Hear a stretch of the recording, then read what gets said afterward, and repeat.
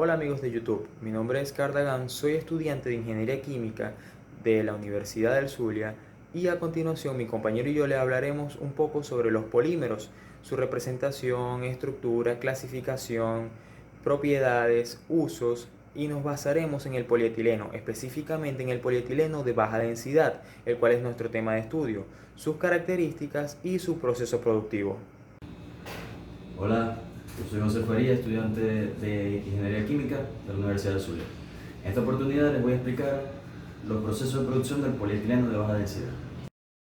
A continuación, veremos algunas definiciones que debemos conocer para poder entender los polímeros y cómo estos funcionan.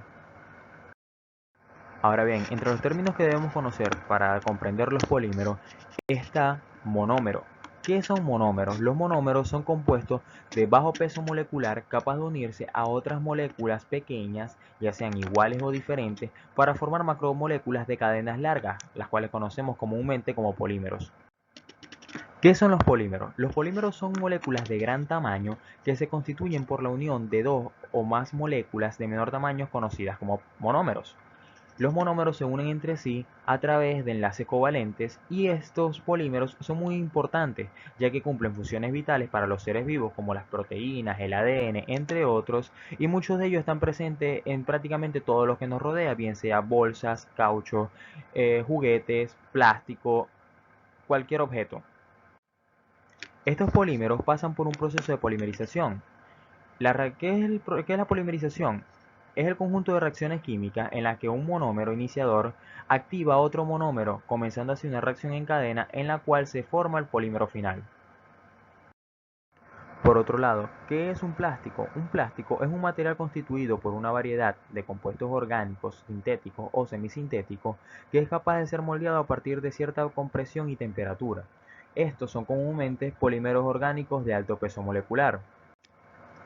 Una definición muy técnica de qué es una molécula es una agrupación de dos o más átomos iguales o diferentes mediante enlaces químicos que dan como resultado un conjunto estable. Y finalmente, el último término que debemos conocer es macromolécula. Es una molécula de gran tamaño compuesta por varias subunidades conocidas como monómeros. Representación de los polímeros. ¿Cómo se representan estos? Bueno, los polímeros son macromoléculas formadas por la unión de muchas unidades pequeñas, que ya conocemos como monómeros, las cuales también se conocen con el nombre de unidades repetitivas. Sin embargo, al momento de representar la molécula no es necesario escribir o representar todos los monómeros que ésta contenga. Solamente es necesario indicar la cantidad de veces que éste se repite. ¿Cómo se hace esto? Se colocan los grupos terminales a los extremos de la notación y en el centro se coloca la unidad repetitiva y el número de veces que ésta se repite. Clasificación de los polímeros. Los polímeros se pueden clasificar de 5 maneras, según su origen, según su forma o estructura, según el comportamiento que estos tengan frente al calor, según su composición y según el tipo de reacción de polimerización que éstas presentan. Los polímeros según su origen se dividen en dos grandes grupos, los naturales y los sintéticos. Los naturales, como su nombre lo indica, provienen de la naturaleza o de algún proceso que se da de forma natural. Por ejemplo, proteínas, enzimas, ADN, celulosa, almidones, entre otros. Ahora, los sintéticos son preparados por humanos en laboratorio y actualmente se producen a nivel industrial. Por ejemplo, el polietileno, polipropileno, policloruro de vinilo, entre otros.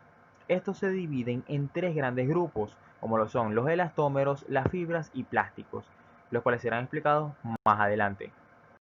Los polímeros, según su forma de estructura, se dividen en cuatro tipos: lineales, ramificados, entrecruzados y reticulados. Los lineales poseen un esqueleto lineal. Las unidades monoméricas se unen mediante enlaces covalentes, sin embargo, si las moléculas son distintas, se mantienen unidas mediante fuerzas secundarias. Algunos ejemplos de polímeros lineales serían el polietileno, el poliestireno, el Kevlar, entre otros. Ahora bien, los ramificados poseen ramificaciones que emergen de la cadena principal, como por ejemplo el poliestireno. Tenemos también los entrecruzados, en los cuales las ramificaciones se conectan con las cadenas principales de otros polímeros adyacentes, formando una red tridimensional, como por ejemplo el caucho. Ahora, por último, tenemos los reticulados, los cuales poseen cadenas ramificadas entrelazadas en las tres direcciones del espacio, por ejemplo, los epoxi. Algunas características de estos tipos de polímeros son las siguientes. Los polímeros lineales y ramificados se pueden fundir y disolver en diferentes solventes, mientras que los polímeros entrecruzados son termoestables e insolubles. Los polímeros entrecruzados tienen sus moléculas unidas entre sí a través de enlace covalente fuerte, lo que impide el movimiento y los hace más rígidos. Según su composición, los polímeros se dividen en dos grandes grupos, homopolímeros y copolímeros. Un polímero es homopolímero si el mismo monómero se repite a lo largo de toda la cadena y copolímero si posee al menos dos monómeros distintos a lo largo de toda la cadena. Dentro de los copolímeros hay una clasificación, la cual es copolímeros al azar, copolímeros alternantes, copolímeros en bloque y copolímeros de injerto. Los copolímeros al azar, los radicales pueden adicionarse a cualquiera de los monómeros y formar un copolímero de unidades A, B, C, dependiendo de la cantidad de monómeros que ésta posea, y colocarse en cualquier lugar de la cadena. En el caso de los copolímeros alternantes, el radical libre en crecimiento que termina en una de las unidades tiende a adicionarse al monómero opuesto y por ende los monómeros están dispuestos según el ordenamiento alternado, es decir, va un monómero, luego va el monómero de distinta naturaleza y así sucesivamente se repiten. En el caso de los copolímeros en bloques, este está formado por secuencias largas de un monómero unidas a secuencias largas del segundo monómero. Y por último, en el caso de los copolímeros de injerto, la cadena principal de las macromoléculas está formada por un tipo de unidad estructural, pero presenta ramificaciones laterales formadas por cadenas que unen unidades repetitivas de otro tipo. Aparecen como injertadas en la cadena principal. Según su comportamiento frente al calor, los polímeros se dividen en tres grandes grupos: los termoplásticos, los termoestables y los elastómeros. En el caso de los termoplásticos, después de ablandarse o fundirse por calentamiento, recuperan sus propiedades originales al enfriarse. Algunos de estos son los derivados polietilénicos, las poliamidas, las sedas artificiales, el celofán, entre otros. En el caso de los termoestables, después del calentamiento se convierten en sólidos más rígidos que los polímeros originales. Este comportamiento se debe a que el calor genera que se formen nuevos entrecruzamientos que provocan una mayor resistencia a la fusión. Estos suelen ser insolubles en disolventes orgánicos y se descomponen a altas temperaturas. Algunos de ellos son la baquelita, la ebonita, entre otros. Y por último, tenemos los elastómeros. Los elastómeros son polímeros que tienen propiedades elásticas, es decir, que pueden ser estirados hasta doblar muchas veces su tamaño y después regresar a su forma normal. Entre ellos tenemos los cauchos, las siliconas, los poliuretanos, entre otros. Y según el tipo de reacción de polimerización, los polímeros se clasifican en dos tipos: por reacción en cadena o adición y por etapas o condensación. En el caso de por reacción en cadena o adición, en su reacción no se produce la liberación de compuestos de baja masa molecular, lo que sí ocurre en la polimerización por etapas. Se lleva a cabo en presencia de un iniciador o catalizador y por lo general se busca utilizar monómeros que posean un doble enlace en su estructura. Se puede llevar a cabo con un solo tipo de monómero, pero si se lleva a cabo con más de un monómero, entonces obtendríamos un copolímero. De todos modos, este tipo de reacción de polimerización será estudiada más a fondo luego, ya que este tipo de reacción de polimerización es la utilizada en la producción de polietileno de baja densidad. Ahora, en la polimerización por etapas, se produce por la reacción entre dos monómeros diferentes. Cada uno de ellos debe contar con dos grupos funcionales en su estructura. La unión de estos genera la eliminación de una molécula más pequeña, que en este caso es un compuesto de baja masa molecular. En este caso, no se requiere de un iniciador para que ocurra la reacción, y si se utilizan tres sustancias, entonces obtendríamos un copolímero. A continuación, daremos a conocer algunas de las propiedades de los polímeros, entre ellas las propiedades físicas, ópticas, químicas, eléctricas, mecánicas y algunos otros parámetros que dan ciertas características especiales a los polímeros. La cristalinidad es el factor principal que determina las propiedades del polímero.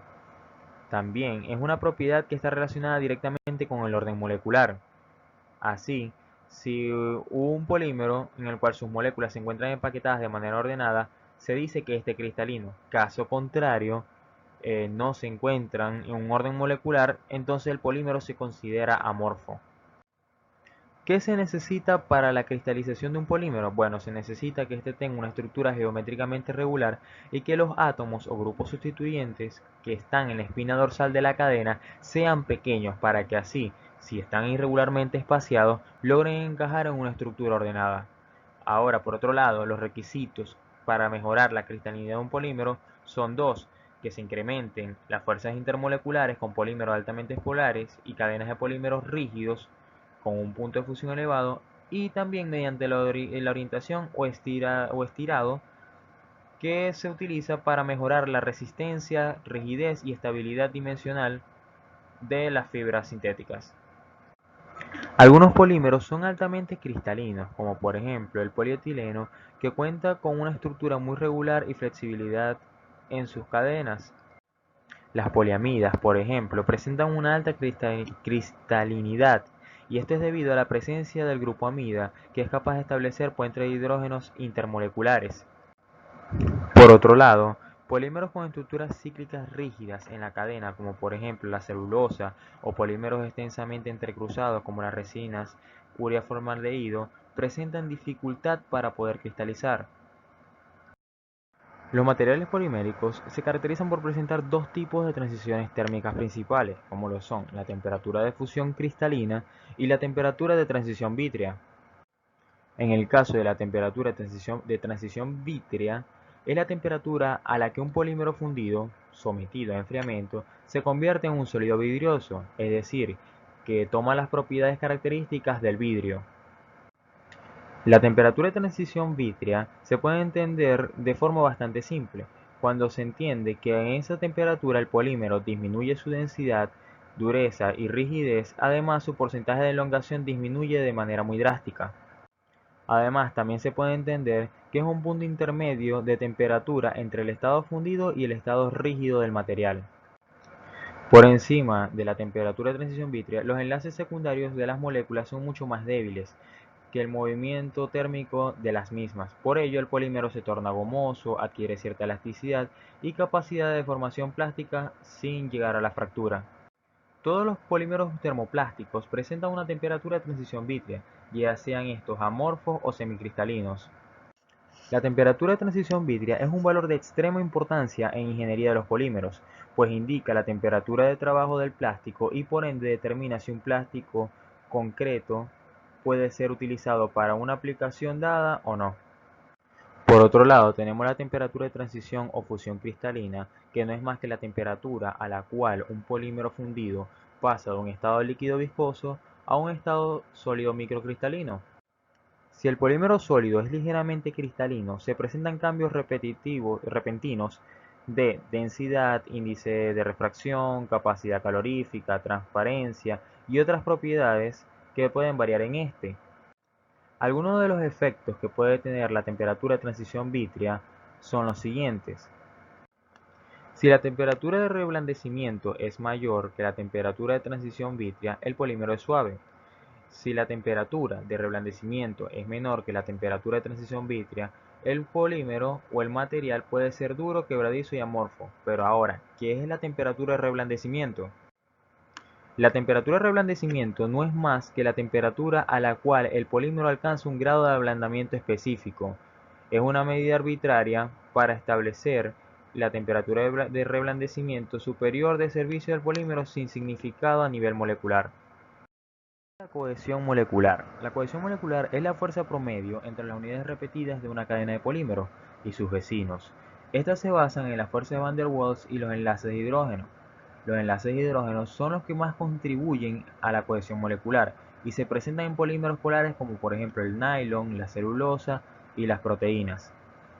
La fuerza de interacción molecular disminuye en proporción directa a la separación entre las moléculas. Por ejemplo, un polímero amorfo voluminoso posee una baja fuerza de interacción molecular y un polímero cristalino posee una alta por la cercanía entre sus moléculas.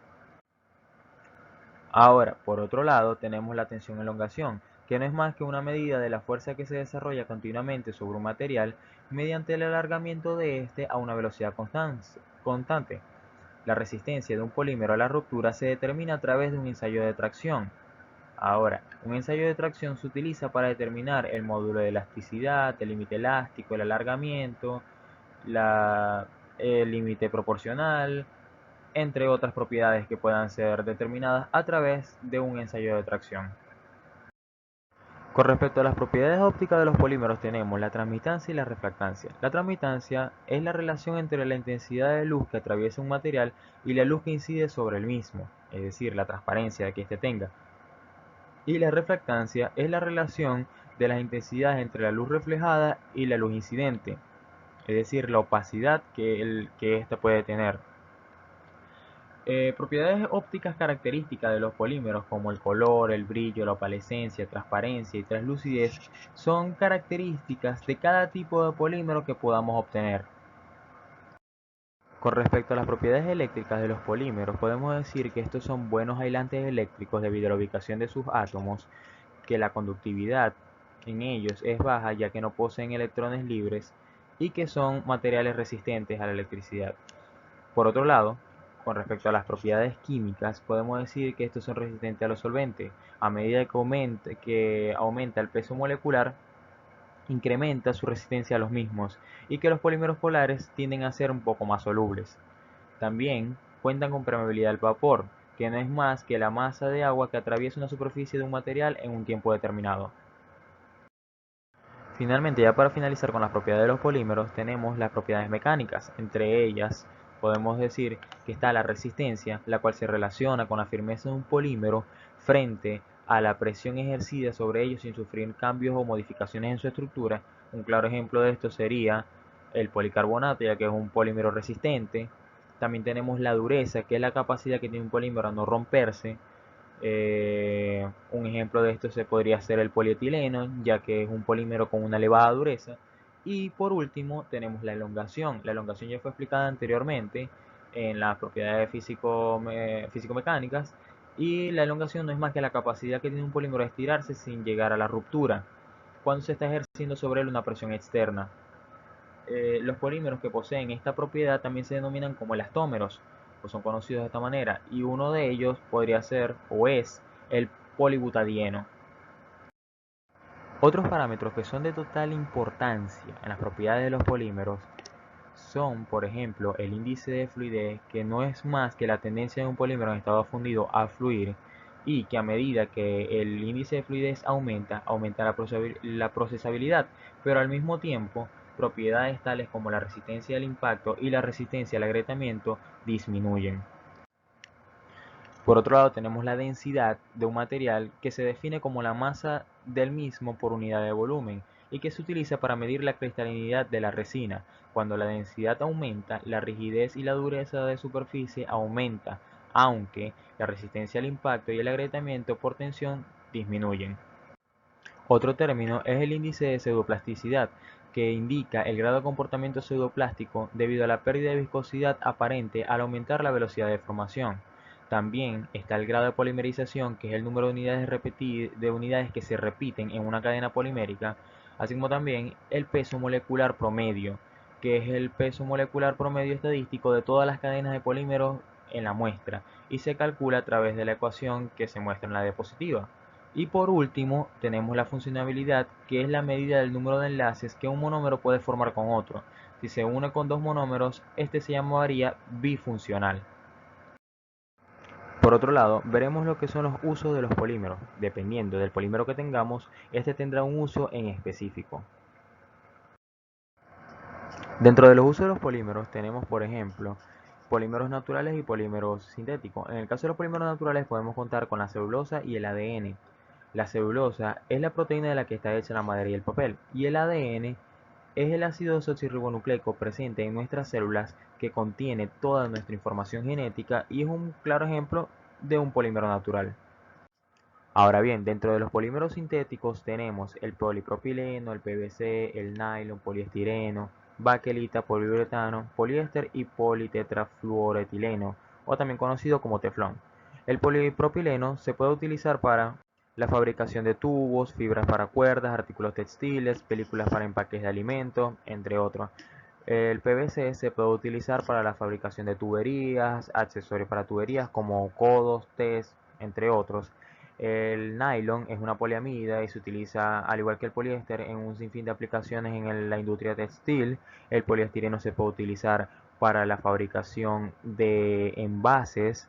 La baquelita se puede utilizar en lo que es la industria de los artículos de cocina, por ejemplo. Y el poliuretano es uno de los polímeros que tiene un sinfín de aplicaciones que va desde la fabricación de una esponja hasta materiales aislantes para la construcción de grandes estructuras. Ahora vamos a adentrarnos en lo que ya es nuestro tema de interés, que es el polietileno y los tipos de polietileno que se producen comercialmente. ¿Qué es el polietileno? El polietileno es un polímero producido a partir del etileno, y este a su vez es el polímero de estructura molecular más sencilla que se conoce hasta el momento. Su estructura es la que podemos observar en la siguiente imagen. Existen tres tipos comerciales de polietileno: el polietileno de baja densidad, el polietileno de alta densidad y el polietileno lineal. Nosotros nos centraremos en explicar el polietileno de baja densidad y su proceso productivo. Ahora, las dos variables más conocidas de este polímero son el polietileno de baja densidad y el polietileno de alta densidad.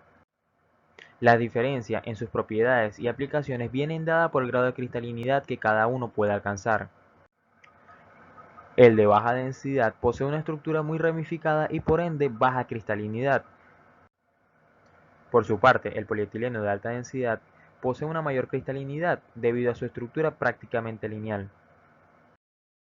Algunos de los procesos que se le pueden realizar a los polímeros son los siguientes: extrusión para obtener películas, cables, hilos y tuberías; moldeado por inyección para obtener partes en tercera dimensión con formas complicadas; inyección y soplado para obtener botellas de diferentes tamaños; extrusión y soplado para obtener bolsas o tubos de calibre delgado; y rotomoldeo para depósitos y formas de grandes dimensiones. También es importante conocer que el polietileno puede ser producido por diferentes reacciones de polimerización, como lo son polimerización por radicales libres, polimerización aniónica, polimerización por coordinación de iones y polimerización catiónica. Nosotros vamos a explicar a fondo el mecanismo de polimerización por radicales libres, ya que este es el que se usa para la producción de polietileno de baja densidad, que viene siendo nuestro tema de interés. Con respecto a las propiedades del polietileno, podemos decir que es un material rígido. Claro, varía según el tipo de polietileno que tengamos. Es un material inodoro, no tóxico, de color blanco lechoso. La densidad de este puede variar entre 0,91 y 0,97 gramos sobre centímetros cúbicos a una temperatura de 25 grados Celsius. Todo esto depende del tipo de polietileno que tengamos. Es un material con baja conductividad térmica y baja conductividad eléctrica, y tiene resistencia a sustancias como ácidos o bases. Son solubles en solventes orgánicos por encima del punto de ebullición. Ya finalmente entramos en lo que es el polietileno de baja densidad, que es este, que lo caracteriza y cómo es su proceso productivo, qué se necesita para producirlo, qué obtenemos al producir el polietileno de baja densidad, entre otras cosas. El polietileno de baja densidad, que es nuestro tema de estudio, es un polímero de color blanco lechoso. Puede llegar a ser transparente dependiendo del espesor que éste tenga. Su densidad varía entre los 0,91 y 0,94 gramos sobre centímetros cúbicos a una temperatura de 25 grados Celsius. Se caracteriza por tener una buena resistencia térmica y química. Posee una buena resistencia al impacto también. Es altamente procesable. Se utiliza más que todo la inyección e extrusión para este, y presenta dificultades para imprimir, pegar o pintar sobre él. Entre las principales aplicaciones que puede tener el polietileno de baja densidad tenemos la elaboración de bolsas y sacos plásticos, películas para invernadero o algún otro tipo de usos a nivel de agricultura, plástico para juguetes, para vasos, para platos, entre otros utensilios, para la elaboración de tubos y tuberías, mangueras, botellas, papel film, entre otros. En el caso de Venezuela, mi país, la Petroquímica de Venezuela, Pequiven, junto con la empresa mixta Poliolefines Internacionales, compañía anónima mejor conocida como Polinter, y en conjunto con otras empresas, poseen 7 plantas de producción de polímeros, todas ubicadas en el complejo petroquímico Ana María Campos. mejor conocido como el tablazo. Este se encuentra ubicado en el municipio Miranda del estado Zulia, en la costa oriental del lago. Dichas plantas son la planta de producción de polietileno de baja densidad, polietileno de alta densidad, polietileno lineal, monocloruro de vinilo, policloruro de vinilo, polipropileno y poliestireno. El polietileno de baja densidad que se produce en Polinter es un polímero de cadena ramificada con densidades entre los 0,910 y 0,925 gramos por centímetro cúbico. Este se fabrica a altas presiones entre 1200 y 1500 bares y a una temperatura entre los 180 y 285 grados.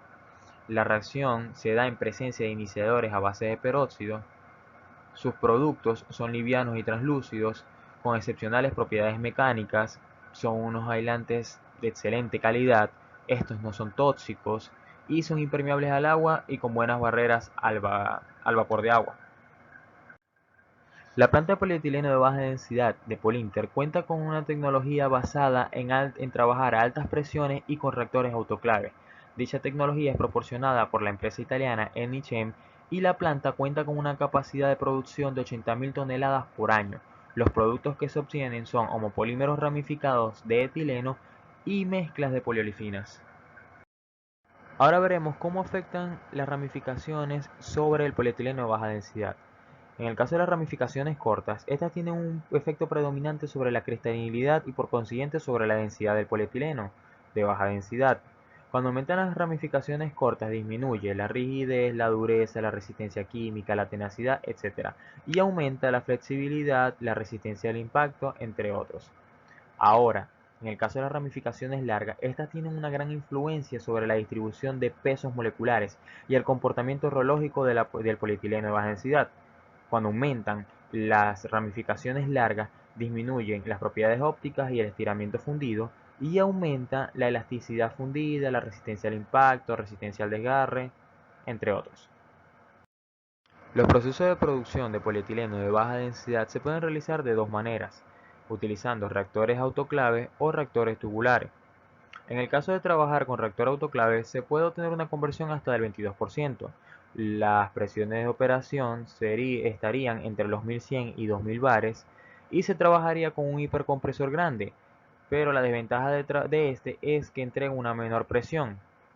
Los iniciadores con los que se trabajaría serían peróxidos orgánicos y para el control del proceso de polimerización se utilizarían reactores multizona, los cuales permiten tener un mejor control del peso molecular y las ramificaciones de dicho polietileno. En este caso, es más propenso a sufrir reacciones de descomposición si no se controla cuidadosamente, lo que conllevaría a una parada de planta de alrededor de unas 36 horas. Ahora, si se trabaja con un reactor tubular, se puede obtener una conversión hasta del 36%. Las presiones de operación estarían entre los 2000 y 3500 bar.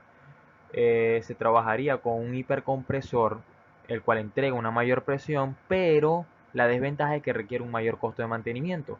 Los iniciadores con los que se trabajarían serían oxígenos y peróxidos orgánicos. Eh, para el control del proceso de polimerización se utilizarían reactores lineales, los cuales proporcionan una amplia distribución del peso molecular y menor cantidad de ramificaciones de cadena larga. Raramente se dan reacciones de composiciones completas, sin embargo, la descomposición parcial de carbono sí ocurre en este caso y se pierden alrededor de 12 horas de producción. Pero en el caso de Polinter, ellos trabajan con la tecnología de reactores autoclave.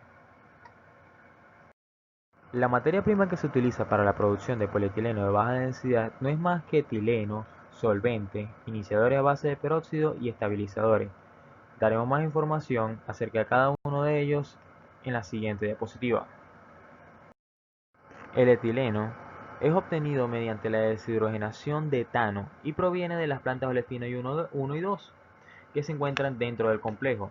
El etileno con el que se trabaja para la producción de polietileno de baja densidad es 99,95% etileno y 0,05% metano y etano.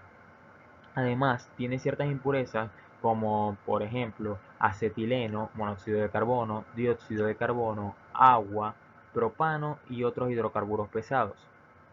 Ahora, en el caso del solvente, se trabaja con un hidrocarburo isoparafínico, el cual se le compra a Exxon, a la empresa Exxon.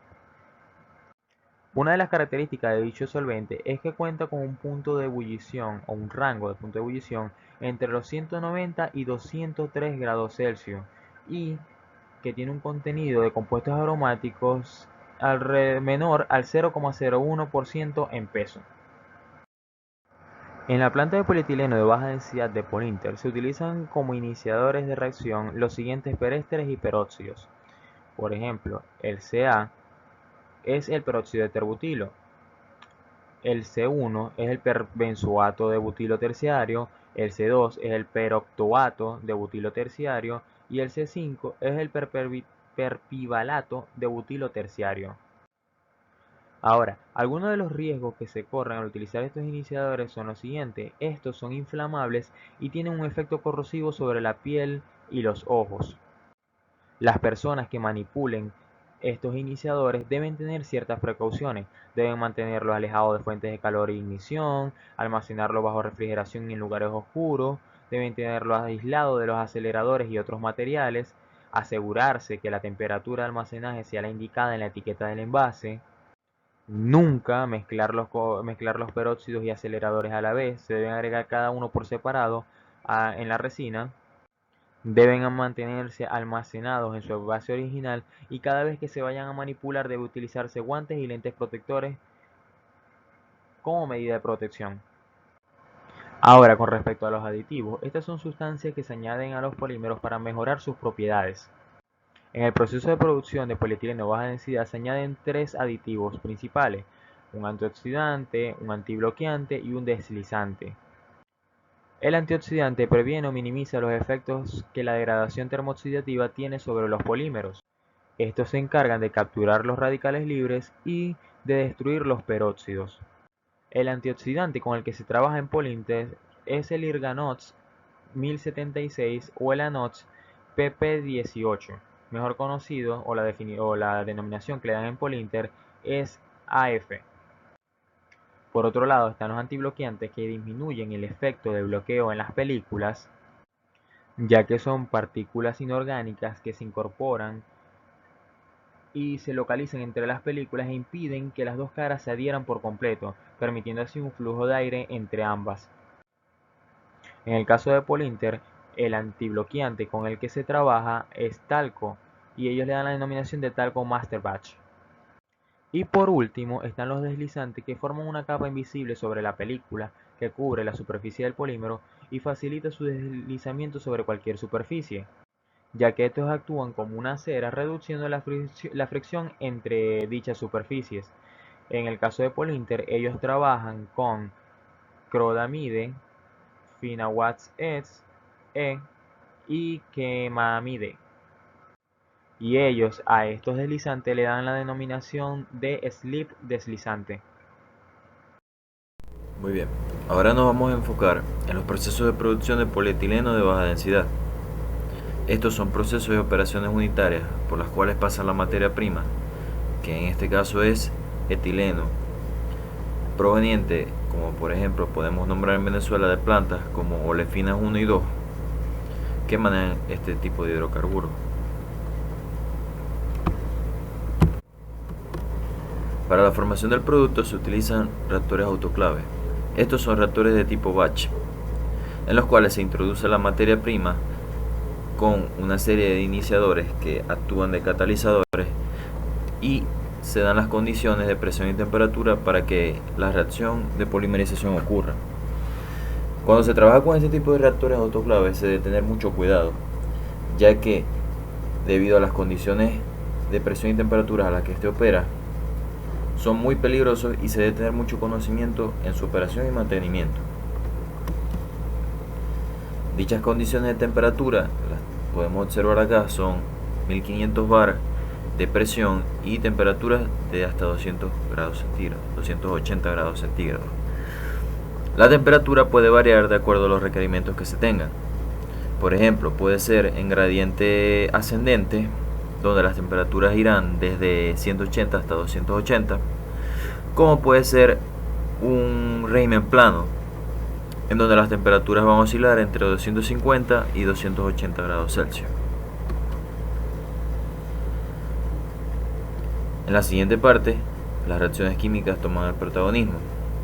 Una vez dentro del reactor autoclave, los iniciadores, debido a las condiciones de presión y temperatura, se van a radicalizar, como vamos a explicar más adelante el proceso de reacción, para darle la formación a la cadena de polietileno.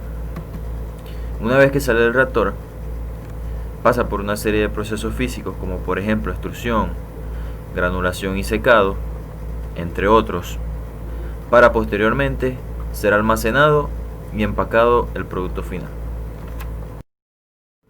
Ok, primero que nada vamos a comenzar explicando los mecanismos de reacción por los cuales se da la formación del polietileno. Bajo condiciones de presión y temperatura se radicaliza el átomo de oxígeno por descomposición, como pueden observar en la foto. ¿El átomo de oxígeno de quién?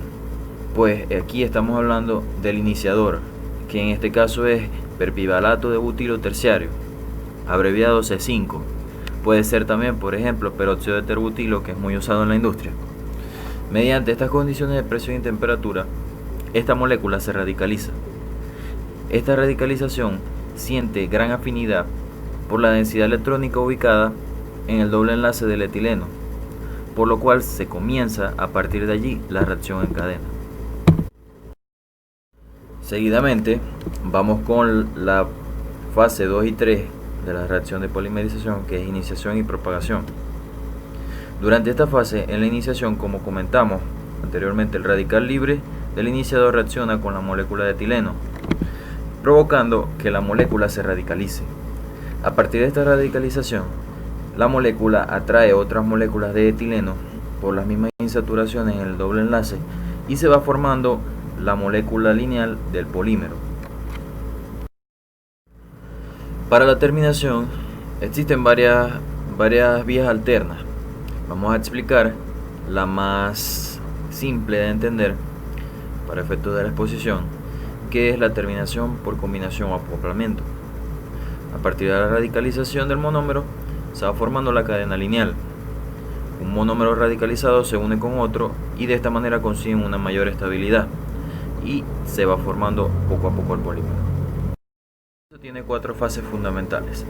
La primera fase es la de compresión, en donde el etileno fresco pasa por compresores por etapas que van llevando su presión desde 10 bar, que es la presión a la que llega la materia prima, hasta 1500 bar, que es la presión requerida para que se dé el proceso. Luego, la segunda fase es la de polimerización, que es la que ocurre dentro del reactor autoclave. En ella se dan las reacciones químicas entre los iniciadores y la materia prima, que en este caso es etileno, para formar polietileno. La tercera fase es más orientada hacia los procesos físicos, operaciones unitarias, que son la extrusión, granulación y secado. Y por último tenemos la fase de homogeneización, almacenamiento y empacado del producto terminado. Acá en esta diapositiva observamos con detalle lo mencionado en la diapositiva anterior, las 4 fases por las que pasa la materia prima para convertirse en el producto final, que es el polietileno. Podemos observar que en la etapa de compresión son 2 compresores por los que pasa el etileno, en los que intermediamente también pasan por otro tipo de equipo, los cuales le dan las condiciones de entrada a cada etapa de compresión. Ya vamos a explicar con más detalle cada uno de esos pasos. También podemos observar en la fase de polimerización que el producto, al salir de la última etapa de compresión, entra al reactor para formar el polietileno deseado, y inmediatamente al salir del reactor pasa por un separador. Podemos observar que es un proceso muy selectivo y que tiene varias recirculaciones para recuperar la mayor cantidad de materia prima. Al salir de la etapa de polimerización podemos observar que en la etapa de granulación cae en una tolva de extrusión, en la cual pasa por varios procesos físicos como peletizado y otros procesos a altas temperaturas, para finalmente llegar a la etapa de homogeneización, en la cual entra en una serie de silos que le dan para la redundancia, la homogeneización al producto, para finalmente ser empacado. La primera etapa del proceso de producción de polietileno es la de compresión. El etileno, que es la materia prima, llega de planta fresco y es almacenado en un tanque, identificado en la figura como B101. El etileno muchas veces llega de planta con impurezas, como por ejemplo material particulado. El material particulado puede afectar gravemente el funcionamiento de los compresores. Por ello, a la salida del tanque B101 están dispuestos una serie de filtros con el objetivo de purificar lo más posible y dejar la materia prima en condiciones de la norma ISO 8573-1, que establece los parámetros de calidad de los gases comprimidos. Una vez que los gases cumplen con los requerimientos, ingresan al compresor K102, identificado en la figura, es el compresor primario. Este compresor está compuesto de 3 etapas de compresión, es una máquina reciprocante. A la salida de cada etapa, el compresor dispone de un enfriador, una botella de antipulsación y un tanque de decantación. Esto con el objetivo de que la materia prima cumpla con las condiciones que necesita cada compresor de operación, condiciones de presión y temperatura. Una vez que sale de la primera etapa de compresión o del compresor primario, ingresa al K103, que es la segunda etapa de compresión. Esta está dispuesta de 4 cilindros dispuestos en paralelo, organizados en 2 etapas. 2 etapas en las que se lleva el etileno a la presión y temperatura de operación justo antes de entrar al reactor, que son 1500 bar y 280 grados Celsius. Como pueden observar en la figura, hay una línea de recirculación. Esta línea es para el etileno de baja presión, que no llega hasta los 1500. Se hace pasar por un tanque donde se recupera, y luego se envía a un compresor booster, identificado en la figura como K101, el cual lo devuelve bien sea a la línea de entrada del tanque de etileno fresco, o si no cumple los requerimientos, va de vuelta a planta en Pequibén. Acá en esta diapositiva podemos observar los parámetros de funcionamiento del compresor K102, que sería la primera etapa de compresión. Como podemos observar en el arranque, el etileno entra a una presión de 11 bar y una temperatura de 30 o 40 grados Celsius. Una vez que el compresor está en marcha, la presión oscila entre 10.5 y 11.5 bar, con la misma temperatura anterior en la succión. En la descarga de la primera etapa de compresión, el etileno sale a 33 o 40 bar y una temperatura de 100 grados Celsius, como pueden observar. A esa temperatura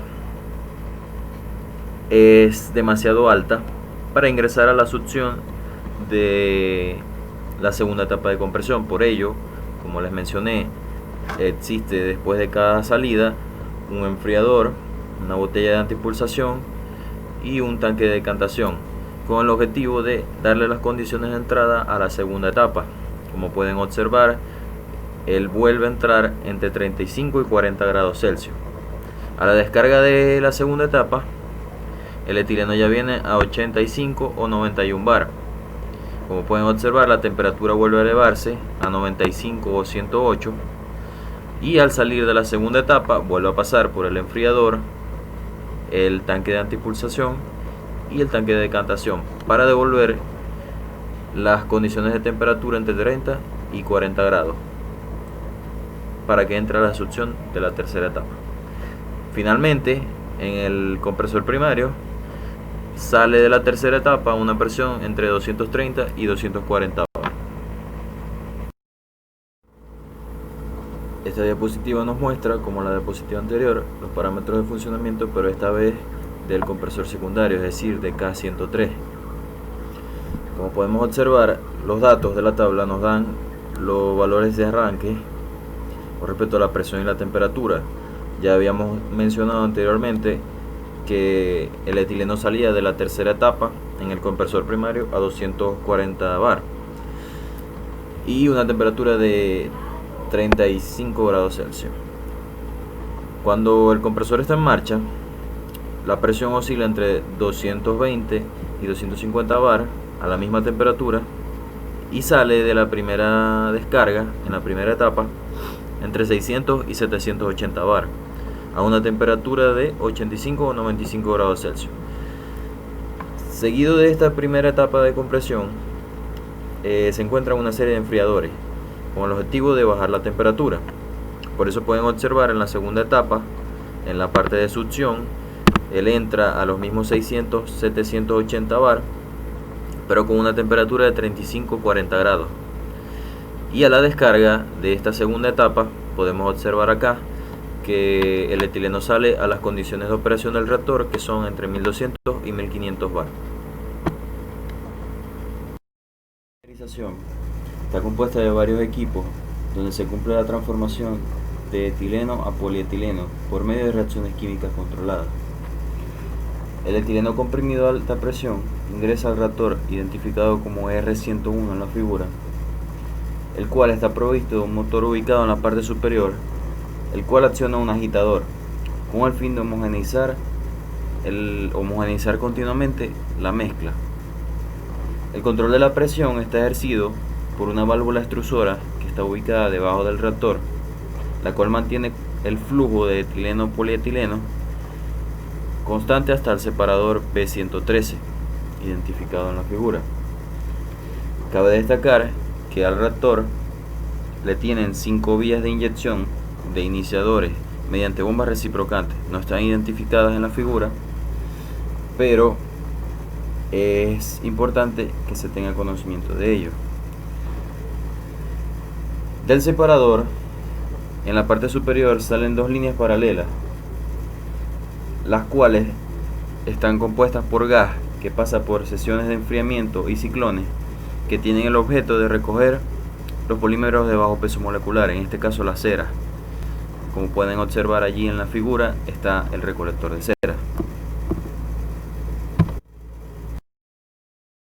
La tercera fase del proceso de fabricación de polietileno es la destrucción, granulación y secado. Estos son una serie de procesos físicos por los cuales pasa el polietileno que sale del reactor, con el objeto de darle la forma y las propiedades requeridas según lo pedido en el mercado. El proceso de extrusión es el proceso mediante el cual el polietileno pasa a través de un filtro o de un molde al cual se le aplica un delta de presión, una presión que obliga al material a pasar por ese orificio, ese molde, y darle la forma y las propiedades que se requieren. Luego de esto pasa por el proceso de granulación, el cual se forma el pellet, proceso de pelletizado, mediante unas cuchillas que cortan a alta velocidad el material, y este está sumergido a su vez en un baño de agua desmineralizada. El proceso de secado tiene el objeto de remover esta agua en la que es sumergido el producto para ser convertido en pellet, y lo hacen generalmente mediante centrífugas. Las centrífugas en muchos de los casos tienen la ventaja de poder recuperar el agua desmineralizada que se está extrayendo del producto. Observar el proceso de extrusión, granulación y secado en este diagrama. El polietileno que sale del reactor entra a la tolva de extrusión, identificada como B209. De esta tolva pasa un tornillo sin fin, que es la extrusora, identificada como G201, la cual comprime el polietileno a través de un orificio que le da el molde o la forma requerida. Al salir de acá, pasa la etapa de granulación, en la cual las cuchillas a alta velocidad, como se mencionó anteriormente, forman el pellet. Una vez que salen de esta zona, entran en la centrífuga. Las centrífugas tienen el objeto de secar el producto y recuperar el agua desmineralizada usada en el proceso de peletización. La última fase del proceso es la de homogeneización, almacenamiento y empacado. La homogeneización y el almacenamiento se hacen mediante silos, los cuales son construcciones cilíndricas con el fin de mantener en reposo la materia terminada. Como podemos observar, los silos identificados como B303, como ya veremos más adelante, reciben y homogeneizan el polietileno. Seguidamente pasan a otra serie de silos determinados como silos de almacenamiento o B301, los cuales reciben el producto ya homogeneizado, para finalmente ser empacados en un tren de llenado con boquillas. Seguidamente, en la diapositiva siguiente, vamos a observar bien detallado el proceso. Acá podemos observar los silos por los cuales pasa el producto ya terminado. Sale de la zona de centrifugación y entra en la tolva por aproximadamente media hora para dejarlo en reposo. Luego de esta tolva ingresan a los silos de homogeneización, como pueden observar B303A y B. Al salir de este silo entran al silo de almacenamiento B301, como explicamos anteriormente, para posteriormente ser empacado.